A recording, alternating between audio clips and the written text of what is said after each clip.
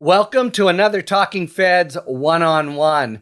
If the administration had its way, Kilmar Abrego-Garcia, the man shipped down to a torturous prison in El Salvador by mistake, would already have become a forgotten man.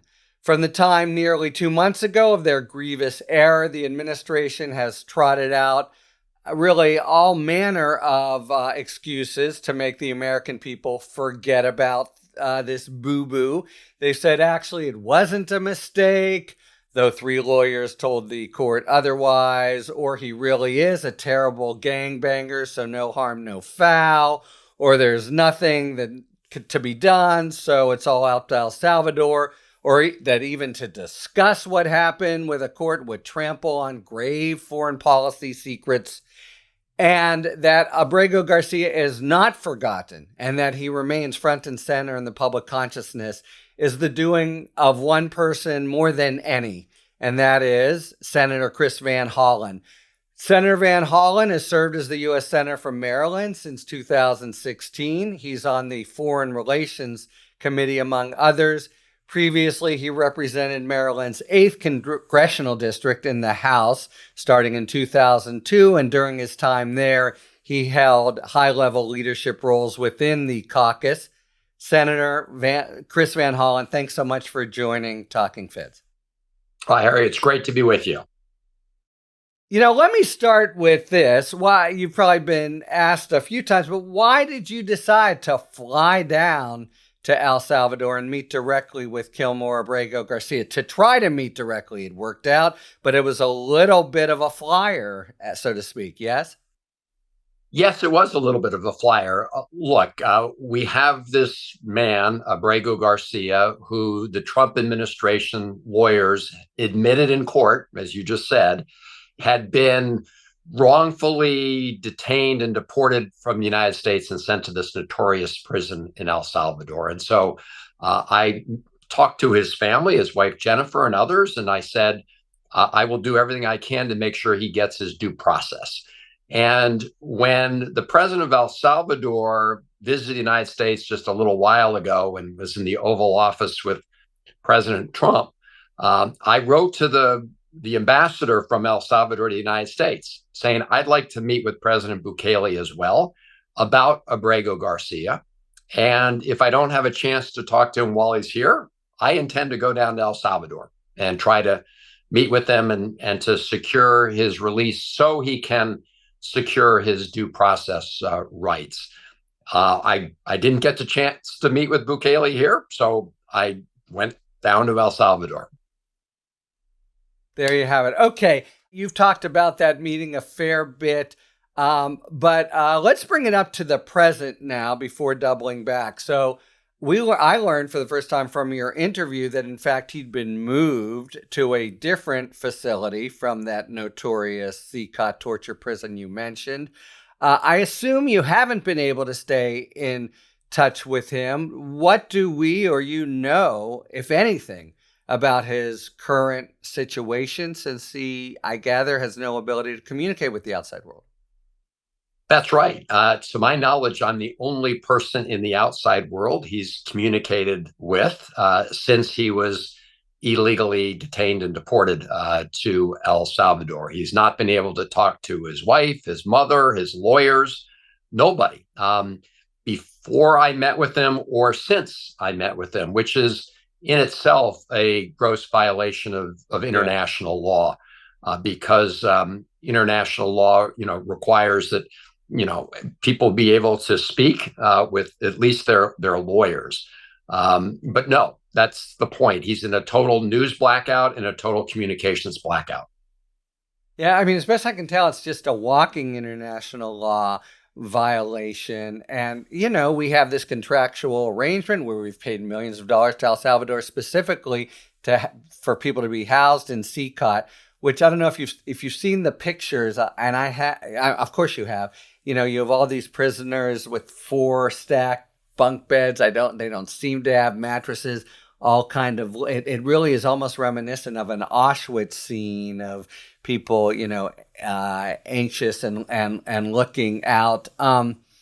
Okay, you've noted, And it's just a fact, I think. You pointed out that the administration has been lying about his record to make him seem more notorious, this guy without a criminal record here or in El Salvador, to distract you, said, and this I just think is irrefutable, the primary questions about his constitutional rights. For my money, Senator, you put it exactly right, that this case is not just about one man. It's about protecting the constitutional rights of everyone who resides in the United States of America. It's about the rule of law. As I've written about this, I've called out statements from far right to far left saying, the rule of law must be a rule for all.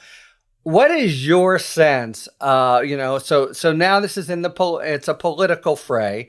And on the one hand, I feel this sometimes as a sort of nerdy guy trying to talk about the Constitution and get purchase with it. And the counterpoint that at least the administration keeps trying to make, falsely, as you say, is what a dangerous guy is and why should anyone care? You're the sort of leader on this side of the constitutional debate. What's your sense of how things currently stand in the public eye as between the constitutional stakes and the argument that who cares, he's just a gang member anyway?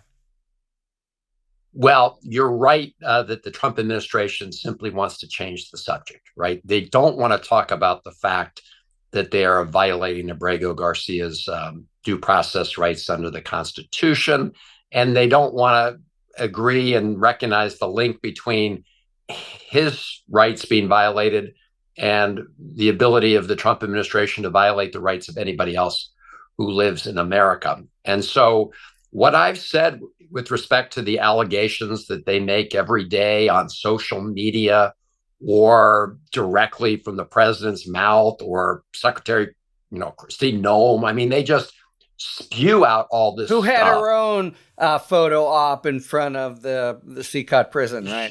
She did this fashion show in front of this the prison lovely SECOT. Homeland Secretary. Yeah, okay, go No, ahead. I mean, really, it was something because as you point out, I mean, this does look like, it is a terrible prison for the worst of the worst. And in fact, I suggest every American read the most recent State Department Human Rights Report, where they say, with respect to this prison and some other prisons in El Salvador, that there are lots of credible reports of torture, inhumane treatment, and they write down a whole list. But yes, that's where Secretary... It seems to have been designed for that purpose. Exactly. It seems almost a misnomer to call it a prison. Yeah, exactly. And so Secretary... But anyway, go ahead. Yeah. Well, Secretary Noem, you're right. She did this fashion show. I think she had her big Rolex watch on there, and it was a pretty, really outrageous display. But it is part and parcel of what the Trump administration is trying to do. So what I've said, Harry, with respect to all these statements they're making about AbregoGarcia is put up or shut up in court, right? I'm not here to judge every statement that the administration makes. That's what judges are supposed to do when people have to submit testimony under oath. And what we know so far about this case, AbregoGarcia's case, is Judge Zinnes, who is the federal district court judge in the case, determined, and I am quoting now because I've said it enough times, that the administration has presented, quote, no evidence linking AbregoGarcia to MS-13 or of any other terrorist activity, end of quote. So put up or shut up in court, right? Quit just spewing this stuff out to the American people and then hiding, going into court without providing any of this evidence where it can actually be tested and you have to do it in a sworn way. So this is the great charade that Donald Trump and his minions are engaged in because they don't want to address the fundamental question, which is that they're violating the Constitution. And of course, President Trump recently said when he was asked whether he was bound by the Constitution, I don't know. I mean, this is the president of the United States. I'll ask my lawyers. Right. I know I did that pledge. Let's see. What did it say? Right. Yeah. But that's what we're up against. Look, you're so right. And it's even more than that, put up or shut, because they're really giving a different refrain in court. And I just want to point out that stirring opinion by Judge Wilkinson in the Fourth Circuit and the court itself. It's not just Senator Van Hollen or Judge Zinnes. It's really the highest authority. And all you've been saying is the guy has a right to be, put up or shut up. If you can come in and show a good case, fine, but you have to show it to a judge. And let me just follow up though, because how do you feel the state of the political rhetorical struggle is? Do you feel like you're making inroads with the American people to focus on Abrego-Garcia from the point of view of rule of law, constitutional command, etc., or do you feel you're fighting a losing battle against the Trump refrain of not even true, but I would say not relevant if it were true, that, oh, this is a bad guy? So I don't have to guess at the answer to this question, Harry, because we've had a couple of public opinion polls and survey polls to date, and they clearly show that the American people recoil at the idea of violating the constitutional rights of due process for Abrego-Garcia, and because they recognize that that's a slippery slope to violating them for everyone who lives in America. So the public has weighed in on this, and I think that's what's making the Trump administration even more desperate to spew out all the stuff that they have been spewing out, because they recognize that this is the very weak link in their argument. And you know as well as I do how unusual it is these days to have a 9-0 Supreme Court opinion, right? As you point out, we're not just talking about the federal district court. We have the Fourth Circuit Court of Appeals decision by Harvey, Wilkinson, a Reagan appointee, who said there are hard cases and there are easy cases. This is actually an easy case. We need to make sure that this person's due process rights are adhered to. And of course, the Supreme Court 9-0. So this is the American people, and I don't care what political persuasion you are, right? If you listen to conservative voices, totally, or other voices. Harvey Wilkinson, right? Yeah, exactly. I mean, other than places like Fox News, which has just become, the propaganda arm of the Trump administration, you listen to genuine conservative voices or other political persuasions, what they recognize as violating due process is a very dangerous thing in America. It's one of the things that helps hold us apart, right? The fact that we do adhere to the rule of law. And Donald Trump, everyone recognizes authoritarians, one of their first steps in their playbook is to, go after the constitutional rights of people that they perceive to be the most vulnerable. That's why we have the rule of law, to stand up for all of us.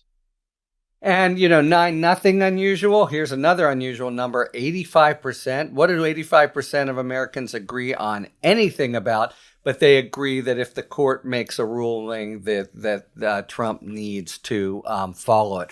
Okay, I want to double back a little. You've given different account. When you first came back, you spoke first with the family, et cetera. And then you've told us some more, but I was wondering if you could just sort of fill in a little bit of the nuances of your actual meeting.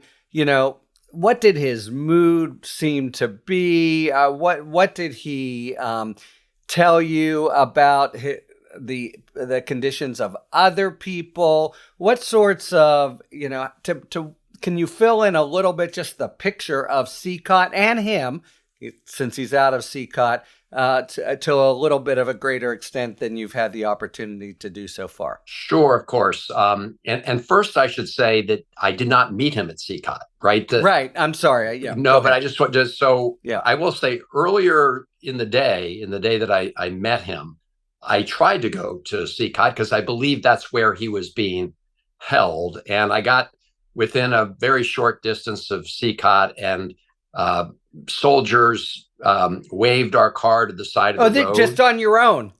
I was within a car with a couple other folks. But that's what I mean. It wasn't. Not just on my own, exactly. And I was also I was actually also with the lawyer for Abrego-Garcia's wife, Jennifer. And they had set up a checkpoint even further outside the SECOT perimeter than usual, with the specific instructions to stop our cars and pull them to the side of the road, and said they were under orders not to proceed. So it was later that day. In fact, after I returned to San Salvador, I did a press conference in San Salvador with a lot of local press, and pointed out, as we've just discussed, that it was a violation of international law not to allow him to have any contact with anybody. And it was a short time after that I got a phone call and learned that they'd relented, and they brought him to the hotel I was staying at. And they actually tried to stage the meeting by the pool. We said no. They wanted to make it with those margaritas. What was that about? It seems so contemptuous. What was your sense of that and his? So what this shows is the lengths to which President Bukele will go to deceive people in El Salvador, in America, about his actions. Because look, he wanted to try to make it seem like Abrego-Garcia. He's in this sort of garden tropical paradise, right? All of that was fake. They put these glasses on the table to make it look like we were sipping margaritas. And of course, the problem is, despite all their efforts, Sherlock Holmes of the world pointed out that the salt or the sugar around the rim, there was no gap in it. So it was pretty clear. But it does show the lengths to which Bukele will go. And he was the first one who tweeted out a picture, by the way. The lengths to which he will go in this conspiracy he has entered into with the Trump administration to deny people who live in America their constitutional rights. And so that is another area. But to the point, so when Kilmar Abrego-Garcia and I first sat down at the table, for the very first part of the conversation, it was just the two of us. Although I should point out, Harry, just because it's important to understand the setting here, there were a lot of people around. And a lot of the El Salvador government people did have these video cameras rolling. And, I can't say for sure whether they were able to pick up audio or not. So it's important to understand the stage. You weren't alone, right? We weren't alone. And in fact, we were later joined by an interpreter, just so I could make clear that I understood everything, although Abrego-Garcia's English was pretty good. So what he said to me there was that he had been incredibly traumatized throughout this whole ordeal, as any normal person would be. He said he had tried to make a phone call soon after he was detained, when he was still in Baltimore, and that the U.S. agents prohibited him from making this phone call. And next, he went to Texas, where he was put on a plane. He was handcuffed, shackled, did not know where he was going, and ends up in SECOT, this notorious prison. So he said he was, traumatized by everything that led to being in prison. He was also traumatized by being in this prison, not by the people in his immediate cell. He had about 25 people in the cell, but he said that the other prisoners that were crammed in, and you just mentioned the pictures, just crammed in, like sardines in these cells, over 100 to some of the cells, that they taunted him and they sort of, made gestures at him. And he did feel very, very traumatized.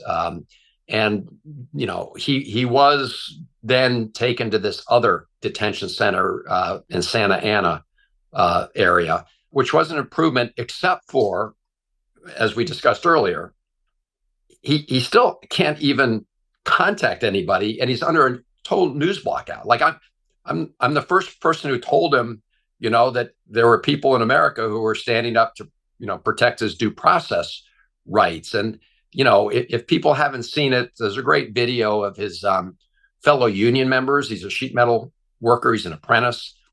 He had a work permit, and they're saying, bring Abrego-Garcia back. So, I'm the first person who told him that his case had become an important test of our Constitution.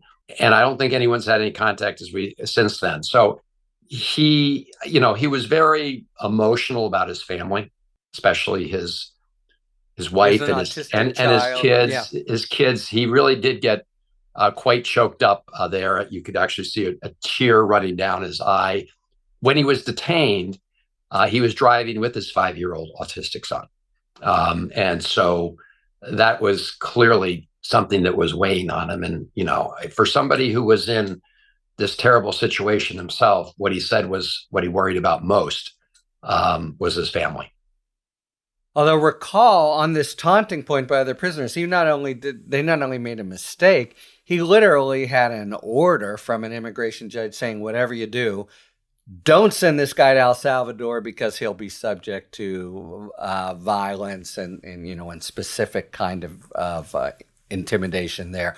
Okay, I think we should take a moment and underscore that point, because clearly the Secretary of Homeland Security, either she's ignorant or just lying, but like the others.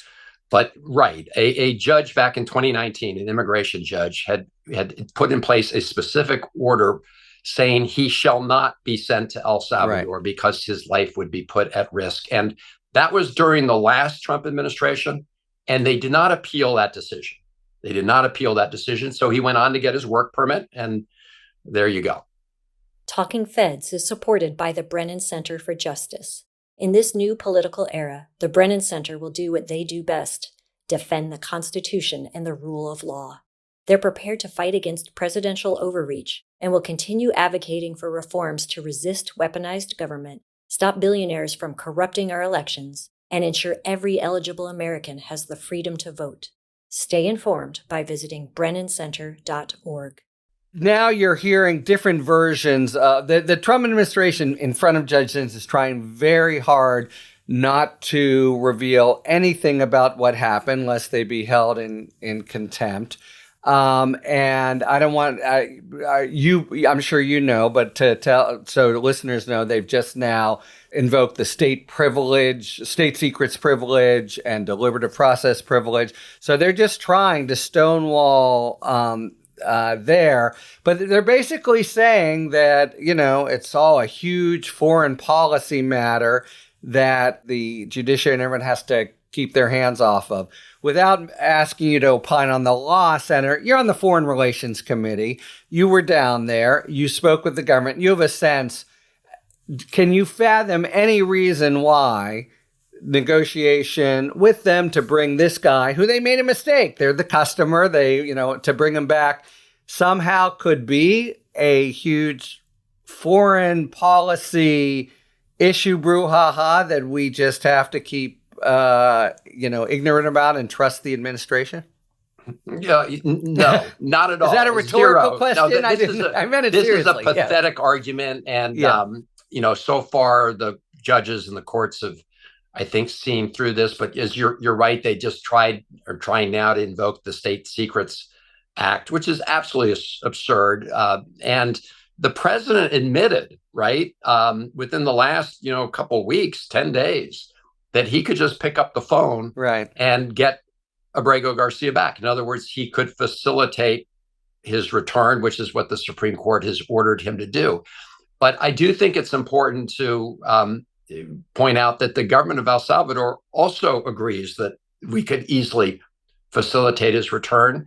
I sent a letter to Trump after my meeting where I quoted at length what the vice president of El Salvador told me during my meeting with him.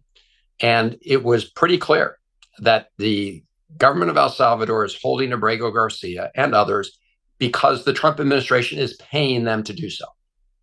And, the Trump administration says they've already spent $6 million in taxpayer money to help, advance this conspiracy with President Bukele to deny people their constitutional rights in the United States. But it's crystal clear. And he used the phrase, the vice president of El Salvador, the ball is in America's court.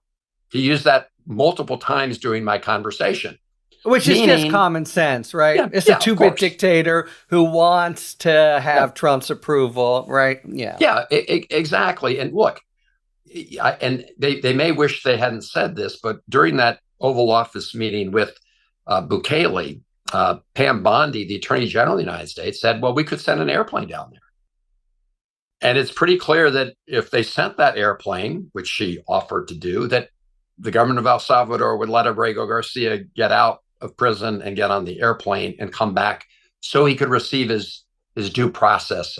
Which is all States. The point is, yeah. Although it's now, this is, it's I don't want to put on you the task of predicting everything, but the rulings now are that the mere invocation of the authority under the Alien Enemies Act, you have 3 courts who have totally slammed it. I think those opinions will hold up. And what that means is everybody down there, the nastiest to the Abrego-Garcias, they're down there unlawfully, and that is a mess of the administration's own making. That, man, how you unscramble those eggs, I'm just not sure. Let me just ask you, neither of us have crystal balls, and it's really looking through a glass darkly in the Trump era. But do you have a sense, a hope, whatever, that Kilmar Abrego-Garcia will ever set foot back in Maryland in his lifetime, our lifetimes?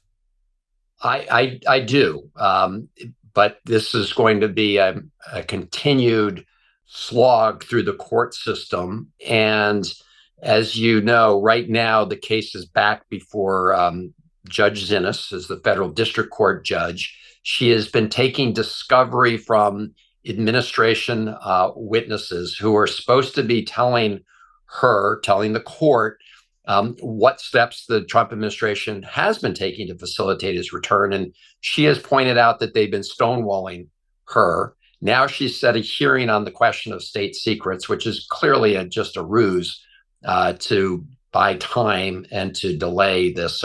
But I think, Harry, what she's doing is allowing the administration the time to either comply or make it clear that they're not complying. So when this case gets back to the Supreme Court, if she has to find the administration and some members of the administration in contempt and sanction them, and this is going to be the big question for the courts, right? At what point do they say, you are an outright defiance of a court order, and we're going to sanction. So who they sanction, how they sanction, this is obviously something that they must be considering closely. And when that gets back to the Supreme Court, if the Supreme Court doesn't continue to back up the lower court judges, then you can just kiss the rule of law goodbye in the United States of America. That's why this case is so important. It is a test case, and it's the one that's gone the furthest in terms of Supreme Court review. In the Alien Enemies Act, what they essentially did was they sent it down for